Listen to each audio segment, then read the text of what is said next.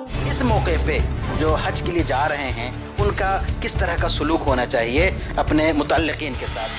हज के अय्याम हैं उसमें बहुत से अरकान एक के बाद दिगरे उनको करने पड़ते हैं, वक्त कम होता है और इस कम वक्त को किस तरह मैनेज करें कि तमाम अरकान वक्त पे अदा हों और बेहतर तरीके से तवाफ़ कर रहे हैं या दूसरी चीज़ों में मशगूल हैं और वहाँ पे साथ में सेल्फ़ी भी ली जा रही है, वीडियो बनाया जा रहा है और उस याद को महफूज रखने की कोशिश की जा रही है, हालांकि उसके ज़रिए से हमारी इबादत में खासा खलल होता है। इस हवाले से आप क्या कहना चाहेंगे?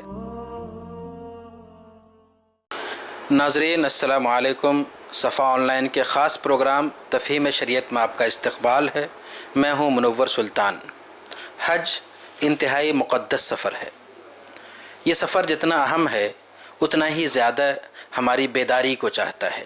हम किस कदर बेदार हैं, किस कदर हम हर कदम से पहले सोच रहे हैं कि हमारा ये काम सही सिमत में है या नहीं है, ये इंतहाई ज़रूरी है। आज हम बात करेंगे कि आम तौर पे जो हज के लिए रवानगी होती है, आज़मीन हज जब हज का सफ़र शुरू करते हैं तो एक बड़ी तादाद होती है। हर हाजी के इर्द गिर्द दोस्तों का हजूम होता है, ख़ानदान के लोग होते हैं और ये लोग घर से लेके एयरपोर्ट तक या जो हुज्जाज की जो जगह होती है सरकार की तरफ से वहाँ तक साथ होते हैं। इस दरमियान जो शख्स हज के लिए जा रहा है उनका सलूक अपने दोस्तों के साथ, अपने अहबाब के साथ किस तरह होना चाहिए, ये इंतहाई अहम मसला है।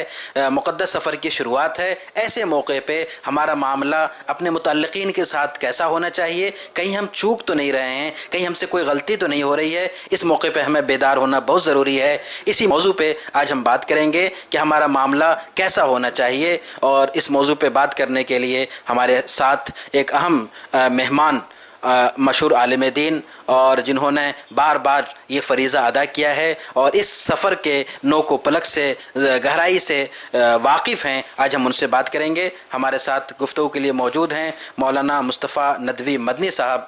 मौलाना, हमारे प्रोग्राम में आपका इस्तक़बाल है। सबसे पहले मौलाना हम ये जानना चाहेंगे कि जो हम हिंदुस्तान का मिजाज है कि जो लोग भी हज के लिए रवाना होते हैं, हज का इरादा करते हैं और जब वक्त करीब आता है तो एक दोस्त, अहबाब, ख़ानदान के लोग जमा होते हैं, उनको अलविदा कहते हैं और घर से लेके एयरपोर्ट तक आम तौर पे साथ होते हैं। इस मौके पे जो हज के लिए जा रहे हैं उनका किस तरह का सलूक होना चाहिए अपने मुतल्लिकीन के साथ, इस बारे में आप क्या रहनुमाई करेंगे? बहुत अहम चीज़ है। अल्हम्दुलिल्लाह अल्लाह ताला ने जिसको भी ये सआदत दी है और आप सबको भी ये सआदत, हमारे नाज़रीन को मिले हज की सआदत, और अल्लाह तबारक ताला जो लोग हज करें उनके हज को कबूल फ़रमाए, क्योंकि बड़ी इसकी अहमियत है। ये बहुत अहम चीज़ है कि वो जब इस सफ़र पर रवाना होते हैं तो उनके गिरदोपेश बड़ी भीड़ होती है, बहुत सारे लोग होते हैं। आप ज़रा सा उनकी पोजीशन समझिए कि अल्हम्दुलिल्लाह वो मरकज़ी पोजीशन रखते हैं, और जब आप कहीं आपकी पोजीशन मरकज़ी पोजीशन है तो आप गोया लोगों को अच्छी बातें बतला सकते हैं। उमूमन हुज्जाज किराम क्या करते हैं कि लोग जिस अंदाज में जो कुछ करते हैं वो बस उनका साथ देते हैं। नहीं, आप अल्हम्दुलिल्लाह एक बड़े अहम फरीज़े की अदायगी के लिए जा रहे हैं, तो अब आपकी हैसियत गोया कि उन सब में सबसे ज़्यादा अहम है। आप ऐसे मौके पर लोगों को अल्लाह तबारक ताला का खौफ, अल्लाह तबारक ताला की याद दिलाएं, उसका ज़िक्र करें, आप दीन की याद दिलाएं, कुछ ऐसी बातें बतलाएं जिसके नतीजे में लोग आपसे सीखें, क्योंकि आप अहम हैं, मोहतम बिशान हैं, लोग आप ही के लिए वहाँ पर इकट्ठा हुए। दूसरी चीज़ यह है कि आप एक भीड़ में हैं तो एक अखलाक का और एक रवैये का इम्तिहान है, उसमें आप कितना कामयाब होते हैं। अल्लाह के यहाँ आप उसके दरबार में जा रहे हैं, आप कामयाब होंगे इंशाअल्लाह, लेकिन यहाँ कितने कामयाब होते हैं, आपका रवैया क्या है, आपके मिलने जुलने का अंदाज़ क्या है। एक शख्स जो बज़ाहिर मुआशरे में कमज़ोर हैसियत रखता है वो आपसे मिलने आया है तो आप उससे कैसे मिल रहे हैं, जिसके जो हक़ हैं, हुकूक़ हैं, उसको आप किस निगाह से देख रहे हैं। यकीनन ये बेहतरीन आपके लिए एक मौका है कि आप अपने आप को एक अच्छा अल्लाह का बंदा साबित कर दें और आपके असरात लोगों पर मुरत्तब हो जाए तो बहुत अच्छा होगा। मौलाना, जो दूसरी बात हम आपसे पूछना चाहते हैं, बल्कि समझना चाहते हैं और नाजरीन तक पहुंचाना चाहते हैं, वो ये कि जो हज के अय्याम है, ख़ास तौर पे एक हाजी काफ़ी दिनों तक माशाअल्लाह वो रहते हैं मक्का और मदीना में, लेकिन जो हज के अय्याम हैं उसमें बहुत से अरकान एक के बाद दिगरे उनको करने पड़ते हैं, वक्त कम होता है और काम ज़्यादा होता है। ऐसे में बस औक़ात बहुत सी चीज़ें भी पेश आती हैं, तो हम आपके ज़रिए से ये जानना चाहेंगे कि इस कम वक्त को किस तरह मैनेज करें कि तमाम अरकान वक्त पे अदा ہوں اور بہتر طریقے پیدا ہوں، اس کے لیے آپ کیا رہنمائی؟ بہت اہم چیز ہے کہ 2 حصے ہیں گویا کہ، یعنی حج کے سفر میں بنیادی طور پر اس کے 2 حصے بنتے ہیں۔ ایک وہ 5 دن جو ایام حج کے ہوتے ہیں، جو 7 کی رات میں شروع ہو جاتے ہیں عملاً آج کی ڈیٹ میں سفر اور بہت ساری حالات کی ان دباؤ کی بنیاد پر 7 کی رات میں نکلنا ہوتا ہے، ورنہ 8 ذی الحجہ بنیادی طور پر حج کے ایام میں شمار ہوتا ہے کہ منی کی روانگی ہے، منی جانا ہے، پھر وہاں سے آپ کو عرفہ جانا ہے، پھر لوٹ کے مزدلفہ آنا ہے، پھر آپ کو منی آنا ہے، پھر آپ کو طواف زیارہ کے بعد لوٹ کر پھر منی میں 2 دن قیام کرنا ہے۔ تو یہ ٹوٹل 5 دن ہوتے ہیں جو ایام حج مانے جاتے ہیں۔ ایام حج میں آپ کو اپنی عبادت کرنی ہے، اور عبادت آپ ہی کو نہیں کرنی ہے، آپ جیسے 30-40 لوگ ہیں انہیں بھی وہی عبادت کرنی ہے، اور آپ کے ساتھ وہاں وہ لوگ بھی ہیں جنہیں عبادت نہیں کرنی ہے بلکہ آپ کی خدمت کرنی ہے۔ اب ایسے موقع پر آپ کا سوجھ بوجھ اور آپ کا بہتر رویہ، آپ کا بہتر انداز، ہر چیز کو سوچ سمجھ کر کرنا، وہ نہ صرف آپ کے لیے بہتر ہوگا بلکہ سبھی کے لیے بہتر ہوگا، آپ کی خدمت پر جو لوگ لگے ہیں ان کے لیے بھی بہتر ہوگا۔ تو ایسے موقع پر 2-3 چیزیں بڑی اہم ہوتی ہیں۔ پہلی چیز تو یہ کہ آپ یہ سمجھیں کہ آپ مستقل عبادت میں ہیں۔ آپ نیت مان لیتے ہیں نماز کی تو بہت ساری چیزوں کو نظر انداز کر دیتے ہیں۔ بالکل اسی طرح آپ نے احرام پہن لیا تو اس کا مطلب کہ اب آپ عبادت میں آ گئے۔ یہ عبادت لمبی ہے، 5 دنوں کی ہے، آپ اس میں یہ سمجھیں کہ آپ اللہ کی عبادت میں ہیں تو بہت ساری چیزوں کو درگزر کریے۔ دوسری چیز یہ ہے کہ اس موقع پر آپ کی انسانی ضروریات ہیں، آپ کی بہت ساری چیزیں ہیں جس میں بہت سارے دوسرے لوگوں سے آپ کا ایک ٹکراؤ ہوگا، آپ کو بھی وہی چیز چاہیے، ان کو بھی وہی چیز چاہیے، تو یہاں تھوڑا قربانی کا جذبہ آپ کے اندر ہونا چاہیے۔ آپ اتنی بڑی سعادت حاصل کر رہے ہیں، نیکی حاصل کرنے کے لیے، اپنے آپ کو اللہ کی نگاہ میں بہتر اور برتر بنانے کے لیے، تو آپ کیوں نہ تھوڑی سی قربانی دے دیں، وہ بھی اللہ کے ہاں کاؤنٹ ہوگا، شمار ہوگا، اور اس کے نتیجے میں آپ کی عبادت اللہ کی نگاہ میں بڑی بہتر ہو جائے گی۔ تیسری چیز ہے جس کا آپ کو خیال رکھنا ہے کہ آپ کو اپنے مرحلے کا خیال رکھنا ہے۔ مثلا آپ کو کہیں پہنچنا ہے اور آپ کے پاس 1 گھنٹہ گنجائش ہے، تو آپ جلدی میں کیوں ہیں؟ آپ کے پاس 2 منٹ ہے، 1 منٹ ہے، آپ کا بہت مشکل وقت ہے، تب تو چلیے آپ جلدی کر رہے ہیں۔ عموماً کیا ہوتا ہے ان دنوں میں لوگ ارکان کی ادائیگی میں جلدی بہت کرتے ہیں، رمی جمرات کرنا ہے، کنکری مارنی ہے، اور آپ جلدی میں ہیں کہ جلدی مار دیں۔ کون سی جلدی ہے آپ کو؟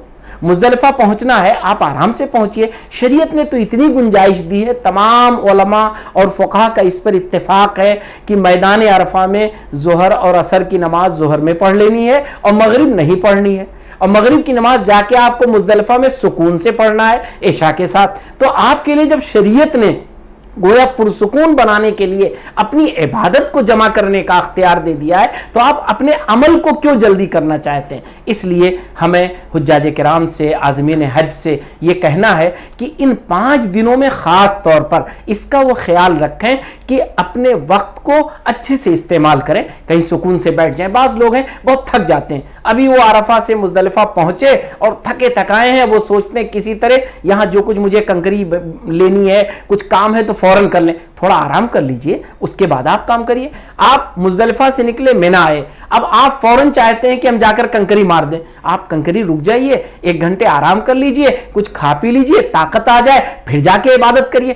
عبادت نشاط میں آپ جس وقت کریں گے وہ آپ کی عبادت بڑی اچھی عبادت ہوگی، آپ کو اچھا لگے گا۔ اسی طرح لوگ کنکری مارتے ہیں اور سیدھے وہاں سے سوچتے ہیں اب حرم شریف پہنچ کر کے اور ہم طواف زیارہ کر لیں۔ یقیناً طواف زیارہ آپ کو کرنا ہے، جانا چاہیے آپ کو، لیکن آپ پہلے اپنے ہوٹل چلے جائیں اگر قریب ہے، یا کہیں تھوڑی دیر کے لیے آرام کر لیں، کھا پی لیں، سکون سے ہو جائیں، پھر اس کے بعد آپ جائیں طواف زیارہ کریں۔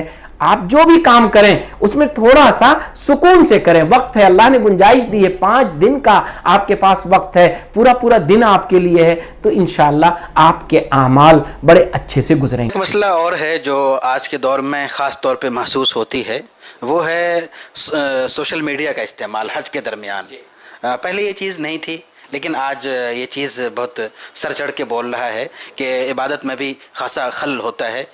بہت سے ہیں ارکان جو بہت اہم ارکان ہیں، طواف کر رہے ہیں یا دوسری چیزوں میں مشغول ہیں، اور وہاں پہ ساتھ میں سیلفی بھی لی جا رہی ہے، ویڈیو بنایا جا رہا ہے، اور اس یاد کو محفوظ رکھنے کی کوشش کی جا رہی ہے، حالانکہ اس کے ذریعے سے ہماری عبادت میں خاصا خلل ہوتا ہے۔ اس حوالے سے آپ کیا کہنا چاہیں گے؟ یقیناً یہ بہت نازک مرحلہ ہے۔ میں نے کہا جس وقت آپ اپنے آپ کو یہ سمجھ لیں گے کہ آپ ایک عبادت میں ہیں، یقینی طور پر آپ ان ساری چیزوں سے محتاط ہو جائیں گے۔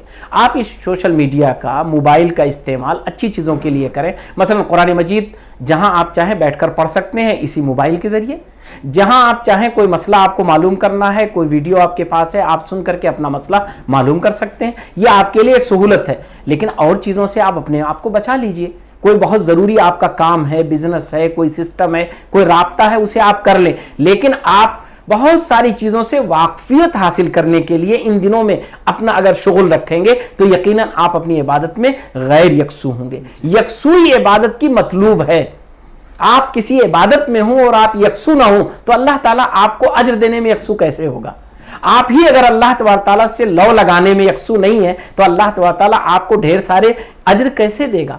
کیسے وہ آپ کی عبادت کو قبول کرے گا جب آپ کی عبادت خود غیر چیزوں میں مشغول ہے اور اس میں آپ کی توجہ اتنی نہیں ہے جتنی مطلوب ہے۔ اخلاص کا مطلب عبادت میں یہی ہے کہ ہم اللہ کی طرف ساری چیزوں سے کٹ کر یکسو ہو جائیں۔ انی وجہت وجہی للذی فطر السماوات والارض، یہ جو حنفیت یعنی حنیفیت جس کو کہتے ہیں یکسو ہو جانا، عبادت میں مطلوب ہے، اخلاص عبادت میں مطلوب ہے، تو جو لوگ اس کو توجہ دیں گے وہ یقیناً ان ساری چیزوں سے بچ جائیں گے۔ ایک چیز ہے جسے میں کہہ دینا چاہتا ہوں بہت بے تکلفی میں، اس لیے کہ آج کے حالات ہیں کہ یقیناً ایک آدھ فوٹو آپ لینا چاہیں لے لیں، یہ آج کا وقت ہے، ایک ضرورت ہے کہ ہاں آپ اس جگہ تھے، آپ گئے تھے، آپ نے لے لیا، لیکن وہ ضرورت ہے، ضرورت سے زیادہ اس کو شوق مت بنائیے، ورنہ عبادت آپ کے شوق کی نظر ہو جائے گی اور اتنی بڑی عبادت وہ آپ کے اس رائگاں ہو جائے گی، ضائع ہو جائے گی اور اللہ کے ہاں اس کا کوئی وزن نہیں۔ آخری سوال یہ ہے کہ امسال جو لوگ حج کے لیے جا رہے ہیں ان کے نام آپ ایک مختصر پیغام کیا دینا چاہتے ہیں؟ میں یہ کہنا چاہتا ہوں کہ جو لوگ حج پر جا رہے ہیں وہ دو تین چیزوں کا بہت خاص طور پر خیال رکھیں۔ سفر میں دوسروں کو تکلیف پہنچانے کے بجائے انہیں آرام پہنچانے کی فکر کریں، بہت بڑی چیز ہے۔ دوران سفر آپ سفر میں ہیں اور مستقل 1 مہینے کا 35 دن کا سفر ہے اور مستقل آپ کا واسطہ ہمیشہ دوسروں سے ہے، یعنی گھر والے کم ہوں گے دوسرے زیادہ ہوں گے اور براہ راست واسطہ ہے، بھیڑ بھاڑ میں واسطہ ہے، تو آپ یہ طے کر لیں کہ میں 10 لوگوں کو 20 لوگوں کو فائدہ پہنچاؤں گا، میں نقصان کسی کو نہیں پہنچاؤں گا۔ دوسری چیز ہے اپنی چیزوں کی حفاظت کی فکر کریں، اس کے لیے آپ نگاہ رکھیں اپنی چیزوں پر تو آپ کی چیز محفوظ رہے گی۔ تیسری چیز یہ ہے آپ اپنے ایڈریس کا خیال رکھیں۔ بہت بڑی جو دوران سفر دقت پیش آتی ہے اس کی وجہ سے سب ڈسٹرب ہوتے ہیں کہ ایک آدمی ایک گروپ میں ہے وہ غائب ہو گیا، اب سب پریشان ہیں۔ غائب اس لیے ہوا کیونکہ اس نے اپنے ہوٹل کا نام نہیں یاد کیا، اس نے اپنے ٹیلی فون کو محفوظ نہیں کیا، اس نے اپنے کارڈ کو محفوظ نہیں کیا۔ تو آپ ان سب چیزوں کو اہمیت دیں، یہ نہ سمجھیں کہ آپ اپنے گھر پر ہیں، اپنے محلے میں، اپنے شہر میں، آپ ایک اجنبی جگہ گئے ہیں، ایک ایسی جگہ گئے ہیں جہاں بھیڑ بھاڑ ہے، تو آپ اپنے ایڈریس پروف کو ضرور اپنے ساتھ رکھیں۔ اور تیسری ایک آخری چیز یہ ہے کہ آپ گئے ہیں ایک ملک سے، ایک معاشرے سے آپ کا تعلق ہے، اس معاشرے کے بہت سارے مسائل ہیں، بہت ساری پیچیدگیاں ہیں، بہت ساری پریشانیاں ہیں، دقتیں ہیں۔ آپ یہ دعا کریں اللہ تعالیٰ سے، جیسے اپنے لیے دعا کرتے ہیں ویسے اپنے ملنے والوں کے لیے، اپنے معاشرے کے لیے، اپنے ملک کے لیے، اس کی خیر کے لیے، اس کی بھلائی کے لیے، اس کی ترقی کے لیے آپ فکر بھی کریں اور دعا بھی کریں اور تذکرہ بھی کریں لوگوں سے، تو انشاءاللہ آپ کا یہ سفر لوٹنے کے بعد آپ کے اوپر بڑے اچھے اثرات لے کر لوٹے گا۔ اور نبی کریم صلی اللہ علیہ وسلم نے بڑی خوشخبری دی ہے کہ جس نے حج کیا اور اس نے رفث اور فسوق اور فجور یعنی کوئی ایسی چیز جو گناہ ہو براہ راست اس نے نہیں کیا، غلطیاں نہیں، غلطیاں ہو جائیں گی اللہ تعالیٰ معاف کر دے گا، لیکن اس نے جان بوجھ کر کوئی ایسا عمل نہیں کیا تو وہ ایسے ہی ہے جیسے ماں کے پیٹ سے پیدا ہوا ہو، بے گناہ، صاف ستھرا۔ تو آپ اپنی سماج، اپنی سوسائٹی کے صاف ستھرے ہو کر واپس آئیں، اور اس کا مطلب یہ ہے کہ آنے کے بعد آپ کو یہ خیال رہے کہ آپ ایک عبادت کر کے آئے ہیں اور اس سوسائٹی کے لیے آپ مفید بن کر رہیں گے، کہیں سے بھی آپ کے اوپر انگلی اٹھانے کا لوگوں کو موقع نہیں ملے گا۔ بہت شکریہ، جزاک اللہ۔ ناظرین، آپ دیکھ رہے تھے ہمارا خاص پروگرام تفہیم شریعت، جس میں ہم شریعت سے متعلق بہت سی اہم باتوں پر اظہار خیال کرتے ہیں، گفتگو کرتے ہیں اور اس کو سمجھنے اور سمجھانے کی کوشش کرتے ہیں۔ آج ہمارے ساتھ گفتگو کے لیے موجود تھے انتہائی اہم مہمان، مشہور عالم دین مولانا مصطفیٰ ندوی مدنی صاحب۔ اگر آپ کو ہمارا پروگرام پسند آئے تو ضرور اسے لائک کیجئے، شیئر کیجئے اور اپنے دوستوں تک پہنچائیے، اور اس حوالے سے اگر کچھ پوچھنا چاہتے ہیں تو ان باکس میں ضرور لکھیے۔ بہت بہت شکریہ، جزاک اللہ۔